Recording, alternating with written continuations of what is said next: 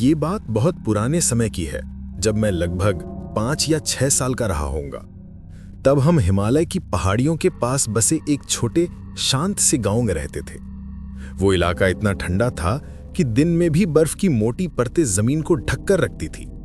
हवा इतनी ठंडी चलती कि सांस लेते ही फेफड़ों में सुइयां चुभती महसूस होती थी। हमारा घर लकड़ी और पत्थर से बना था, बस 3 कमरों का। एक छोटा रसोई घर, एक सोने का कमरा और एक पिछला कमरा जिसमें बहुत कम जाया जाता था। घर के पीछे घना जंगल था, जहां पेड़ों पर दिन में भी अंधेरा छाया रहता था।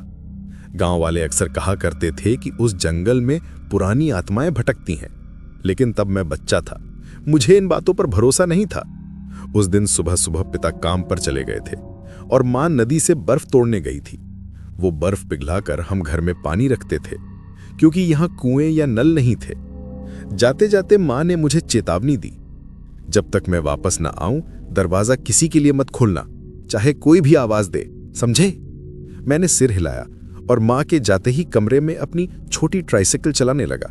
बाहर बर्फ गिर रही थी और भीतर बस साइकिल की घंटी की टनटनाहट और लकड़ी की चरमराहट गूंज रही थी। कुछ देर सब ठीक चला, फिर अचानक एक आवाज आई। वो किसी औरत की आवाज थी, मीठी, कोमल, जैसे कोई प्यार से पुकार रहा हो। उस आवाज में कुछ ऐसा था जो अजीब तरह से जाना पहचाना लगा।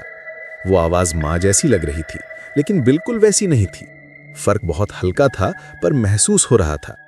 सबसे डरावनी बात यह थी कि वो आवाज बाहर से नहीं, अंदर के किसी कमरे से आ रही थी। मैं ठठक गया, सांसें तेज हो गईं, दिल की धड़कनें बढ़ गईं।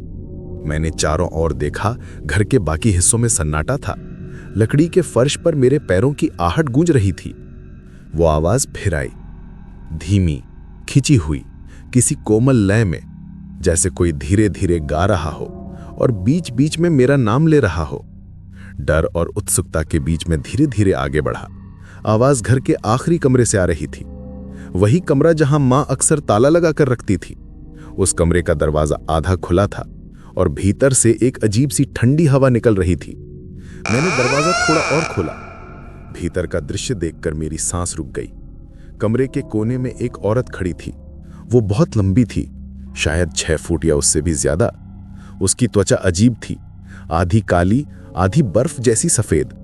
उसके लंबे बाल उसके चेहरे पर पूरी तरह झूल रहे थे, जिससे उसका चेहरा नहीं दिख रहा था।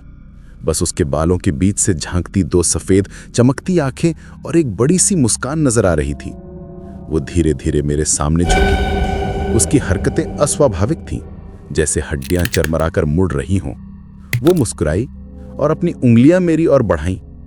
पता नहीं क्यों मैं पीछे नहीं हटा, मैं बस उसे देखता रहा।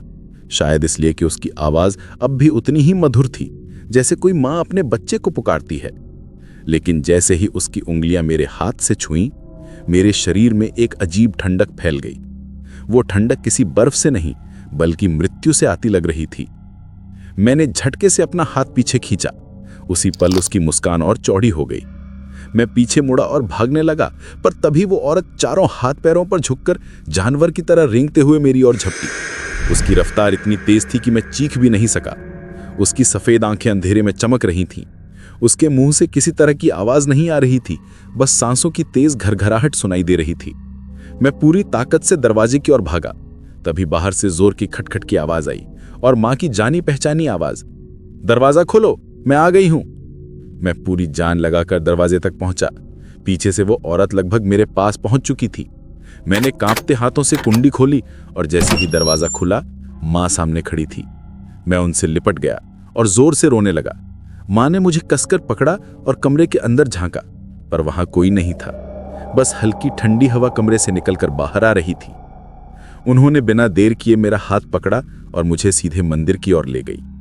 गांव का वो पुराना मंदिर ऊंचे देवदार के पेड़ों के बीच बना था।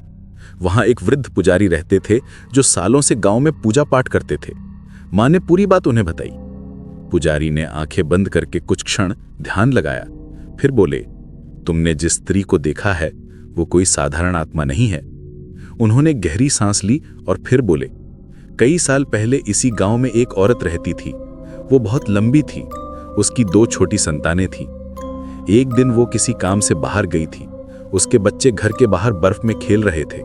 खेलते खेलते उनमें से एक ने गेंद दूर जंगल की ओर फेंक दी। दोनों बच्चे गेंद लेने जंगल की तरफ चले गए। जब वो औरत वापस लौटी तो घर खाली था। उसने बच्चों को खोजने के लिए जंगल का रुख किया, लेकिन उसी समय भारी हिमस्खलन हुआ। वो औरत बर्फ के नीचे दब गई। उसके पति ने बहुत कोशिश की, पर उसका शरीर कभी नहीं मिला।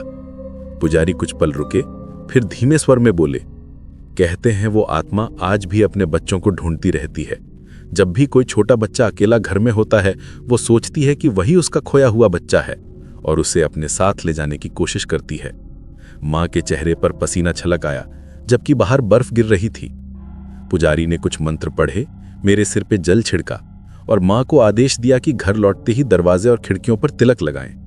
उस रात हम दोनों ने एक ही कमरे में सोया। माँ ने दिया जलाकर खिड़की के पास रख दिया। आधी रात को अचानक वो दिया बुझ गया। कमरा ठंडा हो गया, जैसे कोई अदृश्य परछाई भीतर आ गई हो। माँ ने तुरंत आंखें खोली। दरवाजे के पास से किसी भारी चीज के खिसकने की आवाज आई। माँ ने धीमे स्वर में मंत्र जपना शुरू कर दिया। मैंने कंबल के नीचे सिर छिपा लिया। कुछ पल बाद सब शांत हो गया। सुबह जब दरवाजा खोला गया तो दरवाजे के ठीक बाहर बर्फ में किसी के 4 हाथ पैरों के निशान साफ दिखाई दे रहे थे, जैसे कोई रात में दरवाजे तक आया हो पर अंदर नहीं घुस पाया।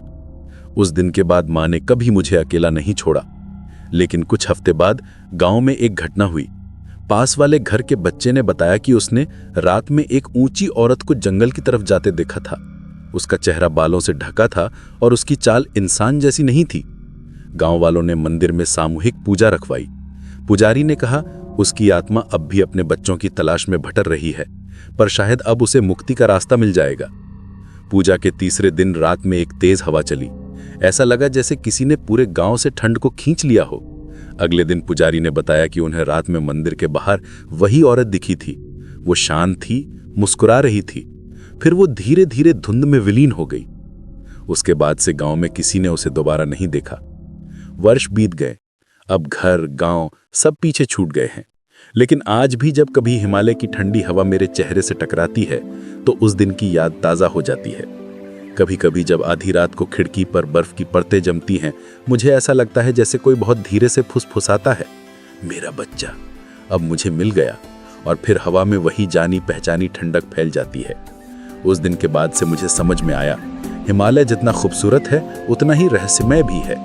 वहाँ हर हवा, हर पेड़, हर परछाई में कोई ना कोई कहानी छिपी होती है। बस सुनने वाला चाहिए।